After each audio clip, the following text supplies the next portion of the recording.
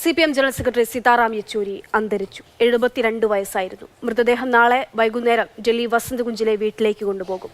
മറ്റന്നാൾ രാവിലെ AKG ഭവനിൽ പൊതുദർശനം. ശേഷം മൃതദേഹം വൈദ്യശാസ്ത്ര പഠനത്തിനായി വിട്ടുനൽകും. ശ്വാസകോശ അണുബാധയെ തുടർന്ന് ഡൽഹി എയിംസിൽ ചികിത്സയിലിരിക്കെ വൈകിട്ട് 3:30-ഓടെയാണ് സീതാറാം യെച്ചൂരിയുടെ അന്ത്യം. ഓഗസ്റ്റ് 19-നാണ് യെച്ചൂരിയെ എയിംസിലെ തീവ്രപരിചരണ വിഭാഗത്തിൽ പ്രവേശിപ്പിച്ചത്. ഡോക്ടർമാരുടെ മൾട്ടി ഡിസിപ്ലിനറി ടീമിന്റെ മേൽനോട്ടത്തിലായിരുന്നു ചികിത്സ. മൃതദേഹം ഇന്ന് എയിംസിലെ മോർച്ചറിയിൽ സൂക്ഷിക്കും.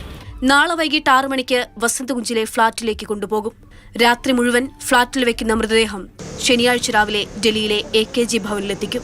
14-ാം തീയതി രാവിലെ 11 മണി മുതൽ ഇവിടെ AKG ഭവനിൽ സഖാവ് സീതാറാം യെച്ചൂരിയുടെ മൃതശരീരം പൊതുദർശനത്തിന് വെക്കുന്നതാണ്. ആളുകൾക്ക് അന്ത്യോപചാരങ്ങൾ അർപ്പിക്കുവാനുള്ള അവസരം ഉണ്ടായിരിക്കുന്നതാണ്. പൊതുദർശനത്തിന് ശേഷം മൃതദേഹം എയിംസിലെ വിദ്യാർത്ഥികൾക്ക് പഠന ഗവേഷണങ്ങൾക്കായി കൈമാറും. യെച്ചൂരിയുടെ മരണവാർത്തയറിഞ്ഞ് നിരവധി ആളുകളാണ് ഡൽഹിയിലെ AKG ഭവനിലേക്ക് ഒഴുകിയെത്തിയത്. മാതൃഭൂമി ന്യൂസ്, ഡൽഹി.